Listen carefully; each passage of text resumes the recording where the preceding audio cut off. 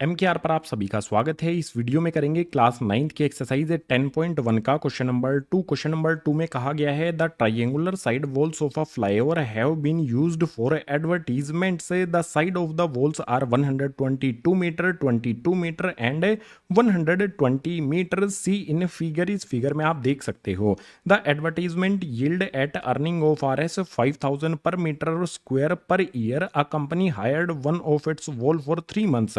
How much rent did it pay. भाई एक flyover है, ठीक है, इस तरह से देख सकते हो ये एक फ्लाईओवर है। फ्लाईओवर के साथ में एक ट्राइंगुलर यहाँ पर वॉल है। इस ट्राइंगुलर वॉल पर एडवर्टीजमेंट रन की जाती है। एडवर्टीजमेंट का जो एक साल का अर्निंग है वो 5000 पर मीटर स्क्वायर है। एक कंपनी 3 महीने के लिए इस एडवर्टाइजिंग वॉल को किराए पर लेती है तो उनको कितना रेंट पे करना पड़ेगा ये हमें बताना है। हमें अगर रेंट पता करना है तो इस वॉल का हमें क्या फाइंड करना होगा, सबसे पहले एरिया फाइंड करना होगा। वॉल्स की डायमेंशन 120, उसके बाद 22 और 122 हमें दी गई हैं। यानी कि सॉल्यूशन में सबसे पहले मैं लिख लूंगा a इक्वल्स टू में लिख लेता हूं मैं 122, b की वैल्यू में लिख लेता हूं 22 और उसके बाद c की वैल्यू में लिख लेता हूं 120। a b और c क्या हो गई मेरी ये ट्राइंगल की, ये जो भी ट्राइंगल है इसकी तीनों साइड हो जाती हैं।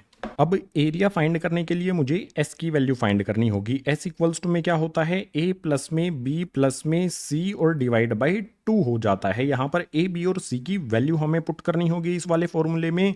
a की वैल्यू हम पुट करेंगे 122, b की वैल्यू हम पुट करेंगे 22 एंड c की वैल्यू हम पुट करेंगे 120। सभी को ऐड करके डिवाइड कर देंगे 2 से। जस्ट हमने क्या किया, a b और c की जगह पर इनकी वैल्यू हमने पुट कर दी, उसके बाद नीचे वाला 2 हमारा एज इट इज आ गया।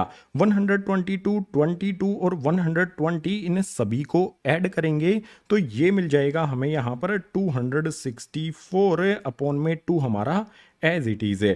2 से यहाँ पर 264 को कैंसिल करेंगे, 2 1 जा 2, 2 3 जा 6, उसके बाद 2 2 जा 4 यहाँ पर हो जाएगा। यानी कि s की वैल्यू मुझे मिल जाएगी 132 मीटर। सभी वैल्यूज किस में होंगी, मीटर में होंगी, क्योंकि यहां पर आप देख सकते हो मीटर में हमें दी गई है। अब फॉर्मूला अप्लाई करके एरिया इजीली यहां पर फाइंड कर लिया जाएगा। भाई एरिया फाइंड करने के लिए फॉर्मूला क्या होता है, हीरोन्स फॉर्मूला होता है।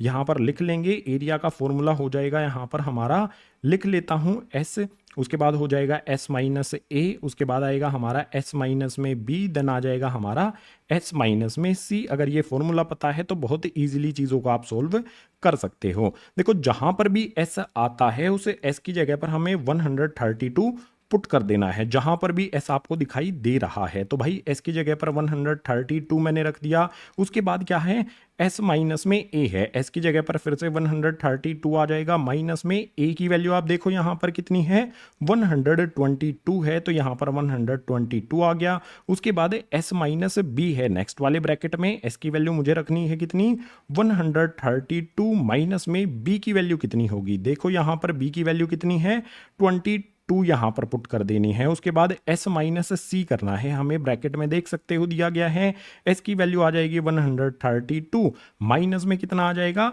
c की वैल्यू हमारी आ जाएगी जो कि 120 यहां पर आ जाती है। ठीक है, यहां पर आ गया ये 120। जो भी फ्लाईओवर के ऊपर कार है उसको मैं हटा देता हूं, जस्ट मुझे कार को हटाना है। ठीक है, फ्लाईओवर के ऊपर जो भी यहां पर हमारी कार थी मैंने उसको हटा दिया है ताकि 120 हमारा क्लियर हमें दिखाई दे सके, और जो भी हमारा यहां पर रूट लगा हुआ है उसको आगे तक बढ़ा देना है। अब हमारी आ जाती है कैलकुलेशन। भाई जो भी रूट के अंदर सबसे पहले हमारा क्या आएगा, 132 एज इट इज आ जाएगा। उसके बाद 132 में से 122 को सब्ट्रैक्ट करेंगे तो ये आ जाएगा मेरा 10 है। इसके बाद नेक्स्ट वाले ब्रैकेट में 132 में से 22 को सब्ट्रैक्ट करेंगे तो ये आ जाएगा 110 है। उसके बाद नेक्स्ट क्या होगा, 132 में से 120 को यहां पर सब्ट्रैक्ट किया जाएगा तो मिल जाएगा हमें यहां पर 12, ब्रैकेट क्लोज करके। अब हमें कैलकुलेशन पर ध्यान देना है। जो भी यहां पर हमारे नंबर्स है ना, इन सभी नंबर्स का हमें क्या कर लेना है, फैक्टर्स कर लेने हैं। भाई 132 के फैक्टर्स क्या होंगे, भाई 132 को मैं ऐसे लिख सकता हूं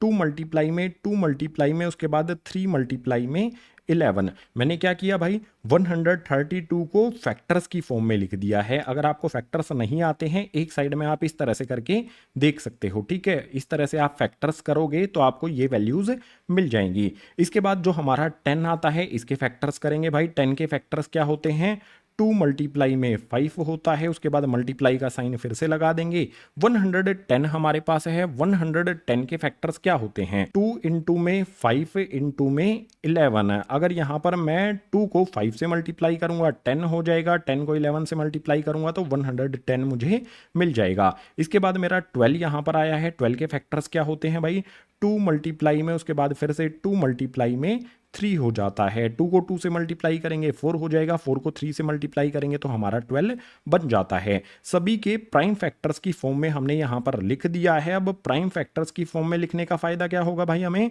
जो भी हमारे फैक्टर्स है ना यहाँ पर उनका पेयर हमें बनाना है। सबसे पहले देखो यहाँ पर 2 का पेयर बनता है, जो भी पेयर बनेगा वो वैल्यू बाहर निकल कर आ जाएगी।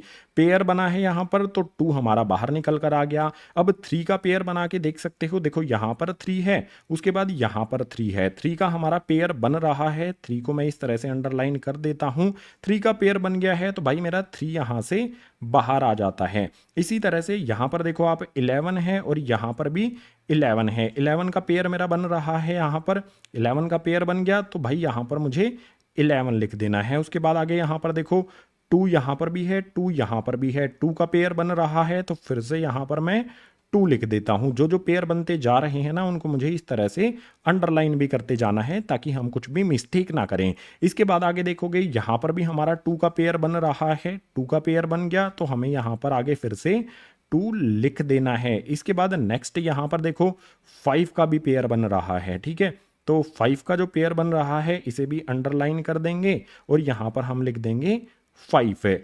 सभी वैल्यूज के पेयर बन गए हैं तो हमने सभी वैल्यूज को रूट से बाहर निकाल लिया है। अब कैलकुलेशन हमें करनी होगी, इन सभी को हमें मल्टीप्लाई करना होगा। इन सभी वैल्यूज को आप खुद से भी मल्टीप्लाई कर सकते हो। सभी वैल्यूज को जब आप मल्टीप्लाई करोगे तो आपको मिल जाएगा 1320 मीटर स्क्वायर, ये हो जाएगा हमारा एरिया। जो भी यहाँ पर ये ट्राइंगुलर एडवर्टीजमेंट के लिए वॉल है, इसका एरिया यहाँ पर हमने फाइंड कर लिया है।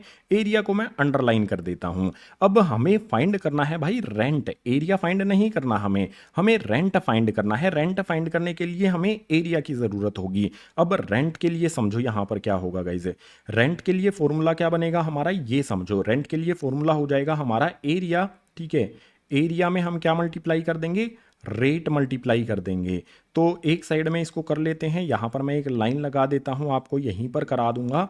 तो सबसे पहले रेंट के लिए यहां पर मैं क्या करता हूं, रेंट इक्वल्स टू में क्या होता है भाई, एरिया होता है। एरिया हमने कितना फाइंड किया है, 1320 फाइंड किया है। तो यहां पर एरिया की जगह पर 1320 आ जाएगा, मल्टीप्लाई में आ जाएगा हमारा रेट। रेट कितना है, 5000 पर मीटर स्क्वायर। तो यहां पर मैं लिख देता हूं भाई 5000, ठीक है। 5000 पर मीटर स्क्वायर है तो मैंने 5000 यहां पर लिख दिया है। अब आपको ये बात ध्यान रखनी है कि ये 1 साल का रेंट है।